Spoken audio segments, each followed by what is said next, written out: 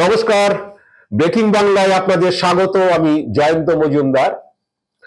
প্রাক্তন বিচারপতি অভিজিৎ গঙ্গোপাধ্যায় নাকি গন্ডারের চামড়া খুঁজছেন। কারণটা কি? কারণটা হলো যে তিনি বৃহস্পতিবারের বারবেলায় বিজেপির পতাকা হাতে বিজেপিতে যোগদান করেছেন।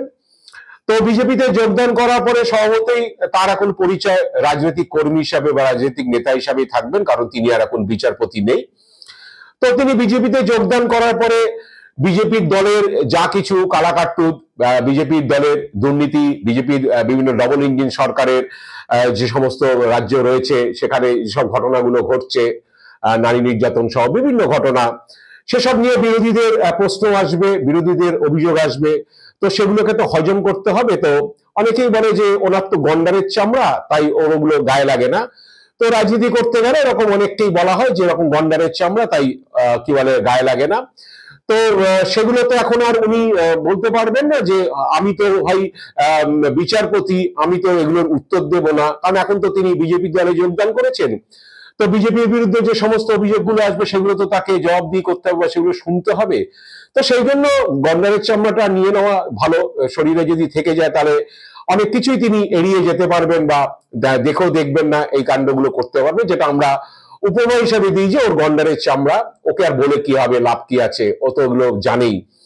তো এই জন্যই অনেকে বলা বলি করছেন যে, বা শোনা যাচ্ছে তিনি নাকি গন্ডারের চামড়া খুঁজছেন বিজেপিতে যোগদান করার পরে।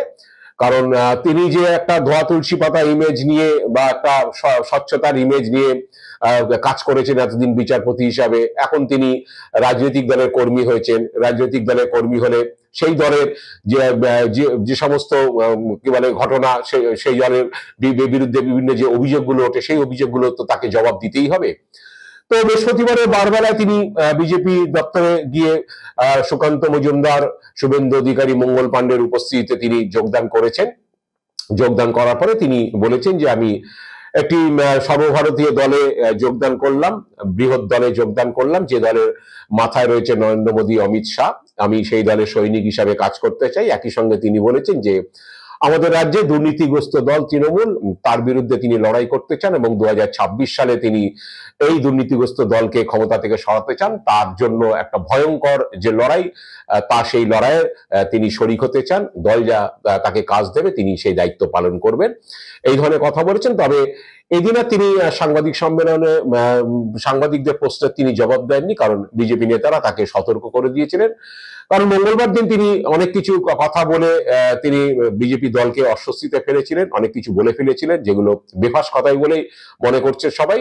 তো সেই জন্য এদিন দলের নেতারাই তাকে বলে দিয়েছেন যে প্রশ্ন নেবেন না। তা তিনি কোনো প্রশ্ন নেননি। তিনি বলে দিয়েছেন মঙ্গলবার তিনি অনেক কথা বলেই দিয়েছেন, আর নতুন করে বলার কি আছে। এবার কারণ হচ্ছে বিজেপির অনুশাসন তাকে মানতে হবে। বিজেপি চায় না যে তিনি বেশি কথা বলুন এবং সেই কথা বলতে গিয়ে এমন কিছু বেফাস কথা বলুন যাতে দল অস্বস্তিতে পড়ে। তাই বৃহস্পতিবারের সাংবাদিক যখন তিনি যোগদান করেছিলেন, তিনি সাংবাদিকদের প্রশ্ন নেননি, নিজের মতো বক্তব্যটা রেখে তারপরে অন্যরা বক্তব্য রেখেছেন। তো এখন ব্যাপার হচ্ছে যে মঙ্গলবারে তিনি অনেকে বলছেন যে অভিজিৎ গঙ্গোপাধ্যায় গন্ডারের চামড়া ইতিমধ্যেই নিয়ে নিয়েছেন, কারণ তিনি বিজেপিতে দলে যোগদান করার আগে তিনি গন্ডারের চামড়া নিয়ে নিয়েছেন, কিনে নিয়েছেন, এবং তিনি সেটা পরেও ফেলেছেন তার গায়ে।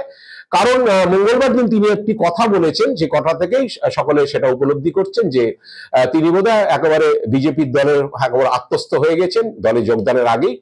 কারণ সেদিন নারদকাণ্ডে শুভেন্দুর বিষয় নিয়ে তাকে প্রশ্ন করা হয়েছিল। নারদকাণ্ডে ভিডিও ফুটেজে যে শুভেন্দুকে টাকা নিতে দেখা গিয়েছে কাগজে মুড়ে, সেই টাকা নেওয়ার ব্যাপারে প্রশ্ন করা হলে তিনি অভিজিৎ বাবু বলেছিলেন যে কাগজে মুড়ে শুভেন্দু টাকা নিচ্ছেন, এটা কি দেখা গেছে?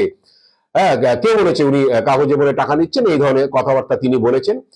তো সেদিন অভিজিৎ গঙ্গোপাধ্যায় শুভেন্দুর এই নারদে কাগজে মুড়ে টাকা নেওয়া নিয়ে সেটা ড্রয়ারে রাখার বিষয়ে কি বলেছেন আমরা একটু শুনে নেব। শুভেন্দুর বিরুদ্ধে আপনার অভিযোগ করেন কি হয়েছে? কি করেছে শুভেন্দু? কাগজে মুড়ে কিছু দেখা গেছে তার হাতে দিচ্ছে? কাগজের ভেতর টাকা ছিল? উনি দেখেছেন? যারাই কথা বলেন তারা দেখেছেন যে কাগজের ভেতর টাকা ছিল? তো এই বিষয়ে শুভেন্দু অধিকারী অবশ্য কিছু বলেছেন। কারণ হচ্ছে শুভেন্দু হয়তো অভিজিৎ গঙ্গোপাধ্যায় শুভেন্দু সেই বক্তব্য কোনোদিন শোনেননি।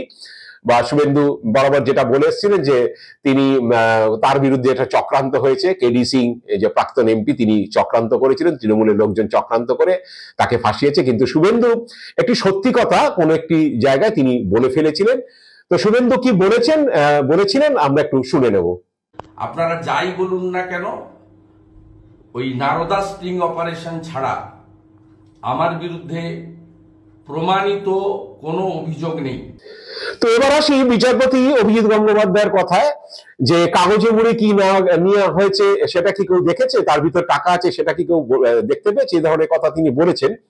কিন্তু অভিজিৎ বাবুটা জানা উচিত এই ভিডিওটা প্রকাশ করেছিল বিজেপি 2016 সালে বিধানসভা নির্বাচনের ঠিক আগে তাদের রাজ্য দপ্তর মুরলীধর সেন লেন থেকে নারদ সিং অপারেশনের ভিডিও। তৃণমূলের 13 জন এমপি, এমএলএ, মন্ত্রী, সাংসদ তাদের লক্ষ্য ছিল যে এরা টাকা নিয়েছে ম্যাথিউ স্যামুয়েলের থেকে, ঘুষ নিয়েছে, এরকম একটা ভিডিও তারা ছেড়েছিল। এবং পরবর্তীকালে হাইকোর্টে সেটা নিয়ে পিটিশন হয় যে এরা সবাই হচ্ছে কি বলে জনপ্রতিনিধি, এবং যেহেতু জনপ্রতিনিধি পাবলিক সার্ভেন্ট, তারা সরকারের বেতন নেয়, তাই জনস্বার্থে এটা মামলা হওয়া উচিত এবং সিবিআই কে তদন্ত করতে দেওয়া উচিত। তো হাইকোর্ট এই ভিডিওটা যাচাই করার জন্য অভিজিৎ গঙ্গোপাধ্যায় জানা উচিত যে হাইকোর্ট আদেশ সিবিআই তদন্ত নির্দেশ দেওয়ার আগে হাইকোর্ট এই ভিডিওটি পাঠিয়েছিল সেন্ট্রাল ফরেন্সিক ল্যাবরেটরি হায়দ্রাবাদ ল্যাবরেটরিতে, যেটা ওদের সবচেয়ে ইকুইপড এবং তখনকার মধ্যে সবচেয়ে ভালো ল্যাবরেটরি সেন্ট্রাল ফরেন্সিকের, সে হায়দ্রাবাদে, যেখানে নার্কো অ্যানালিসিস টেস্ট হতো। তো সেখানে পাঠানো হয়েছিল। সেই ভিডিও যাচাই হয়ে আসার পরে যে হ্যাঁ এই ব্যক্তিগুলো সেই ব্যক্তি, এবং ওখানে কিছু অডিও ছিল শুভেন্দুকে যখন টাকা দেওয়া হচ্ছে বলে যেটা অভিযোগ, সেই সময় কিন্তু 5 লাখ টাকা আছে স্যার, এরকম ধরনের কথাবার্তা ছিল। সেই অডিওগুলো বিভিন্ন লোককে টাকা দেওয়ার সময় কিছু কথোপকথন ছিল, সেগুলো কিন্তু টেস্টেড হয়েছিল, হয়ে সেই ভিডিওটা সত্যি বলে যখন যাচাই হয়ে আসার পরেই কিন্তু হাইকোর্ট সেই মামলা সিবিআই কে তদন্ত করতে দেয়। তারপরে কিন্তু সিবিআই শুভেন্দু সহ 13 জনের বিরুদ্ধে এফআইআর ড্র করে, যেই এফআইআর এ এখনো শুভেন্দুর নাম রয়েছে। তো শুভেন্দুকে বিজেপিতে যোগদান করবেন, তাই সভাপতি বিজেপির এ রাজ্যে বিরোধী দল নেতা, বিজেপির নেতা, তাকে বাঁচাতে হবে, তাই দলে যোগদানের আগেই তিনি আসনে নেমে পড়েছিলেন এবং তিনি ওই ধরনের কথা বলেছেন শুভেন্দুর ওই কাগজে মুড়ে ড্রয়ারে ঢোকানোর সেই ছবি দেখে। তো এখন ব্যাপার হচ্ছে যে অভিজিৎ বাবুকে তো এখন বিজেপি করছেন, বিজেপিতে যোগদান করে দিয়েছেন, তাকে অন্য সমস্ত কিছু আমি গন্ডার চামড়া এই জন্যই বলছি, বিজেপির ডবল ইঞ্জিনের সরকারের বা বিজেপির কেন্দ্রীয় সরকারের যেসব দুর্নীতি নিয়ে বিরোধীরা অভিযোগ করে সেগুলোকে তো এখন শুনতে হবে, সেগুলোর অভিযোগও তার দিকে আসবে, সেগুলোর ব্যাপারে তার কি বক্তব্য সেগুলো জানাতে হবে। তো আমরা তো জানি যে উত্তরপ্রদেশে যে হাথরসের ঘটনা ঘটেছিল, সেই দলিত তরুণী, তাকে গণধর্ষণ করা হয়, গণধর্ষণ করে একেবারে তাকে মেরে ফেলা হয়, তাকে আশঙ্কাজনক অবস্থা হাসপাতালে ভর্তি হয়ে তার মৃত্যু হয়। এখন অভিজিৎ বাবু নির্বাচনে নিশ্চয়ই প্রচারে নামবেন, বা তিনি প্রার্থী হলে নির্বাচনী প্রচার করবেন, সেখানে সন্দেশখালী নারী নির্যাতনের কথা বলবেন।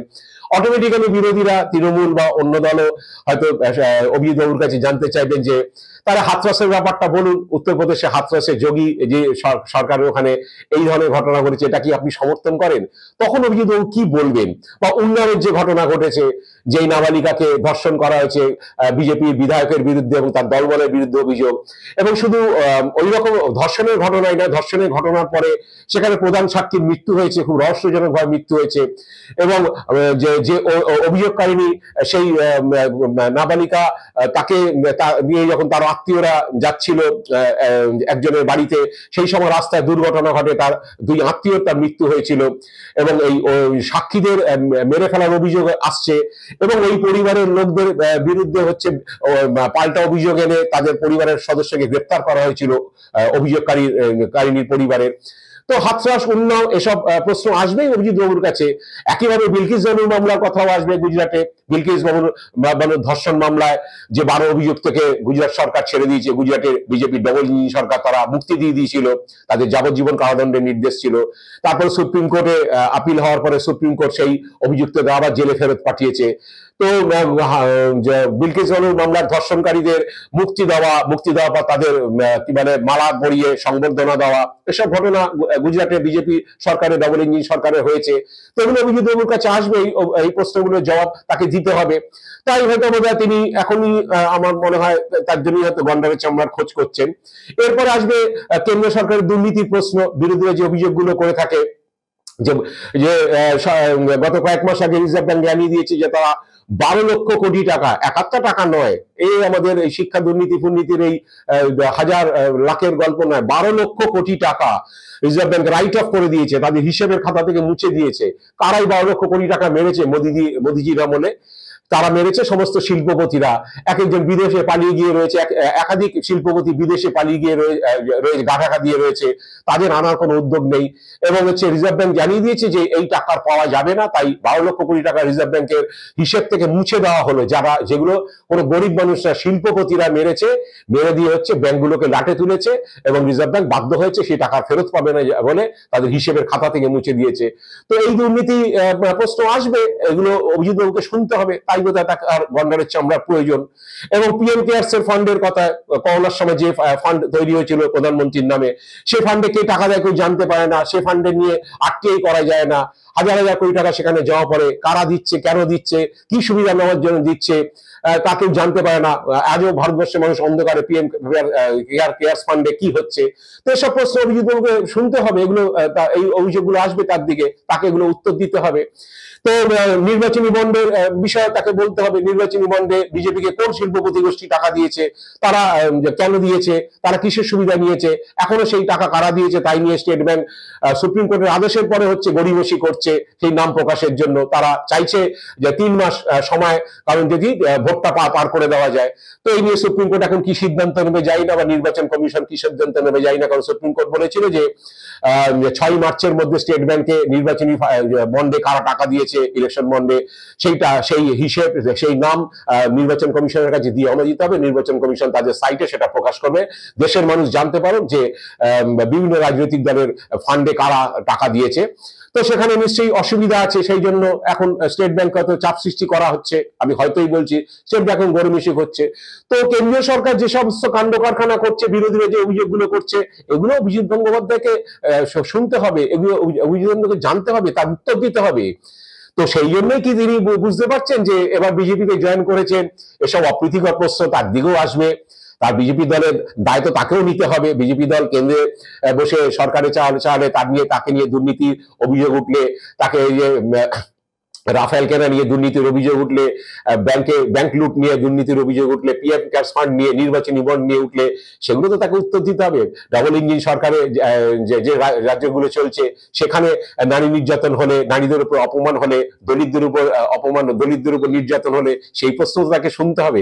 তাই কি তিনি, আমি জানি না পেয়েছেন কিনা, তিনি কি সত্যি সত্যি গন্ডারের চামড়া খুঁজছেন? কারণ তা না হলে কিন্তু আগামী দিনে আর ওই এজলাসে বসে বড় বড় কথা বলা, বড় বড় বুকনি দেওয়া আর কিন্তু তার হবে না, সম্ভব হবে না এই জীবনে। কারণ তার যা দেওয়া হয়ে গেছে। এবার তিনি রাজনীতিতে এসছেন, এবার তিনি বিজেপিতে যোগদান করেছেন, এবার বিজেপির বিরুদ্ধে যে কথাগুলো, সে কথাগুলোকে তাকে উত্তর দিতে হবে।